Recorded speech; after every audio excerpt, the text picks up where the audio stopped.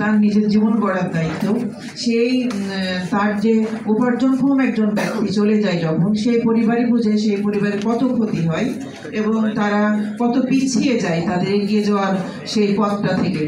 তো সেই জন্যই সেই পরিবারটা যেন তাদের উপার্জনের একটা প্রক্রিয়া চালু থাকে, আয় উপার্জনের, এবং তারা জীবনটাকে যেভাবে আগিয়ে নিতে পারতো সেভাবে আগিয়ে নিতে পারে, এই ধরনের একটা ক্ষতিপূরণ প্রক্রিয়া থাকলে হয়তোবা সেই পরিবার কিছুটা হলেও সন্তান পাবে না, কিন্তু তাদের জীবনটাকে আগিয়ে নিতে পারবে।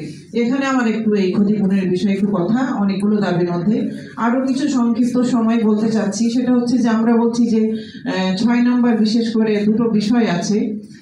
মূল হচ্ছে একটা যে স্যারও বলে গেলেন যে আমাদের নীতিমালা আছে হাইকোর্টের, মহামান্য হাইকোর্টের নীতিমালা 2009 সালে এটা হয়েছে।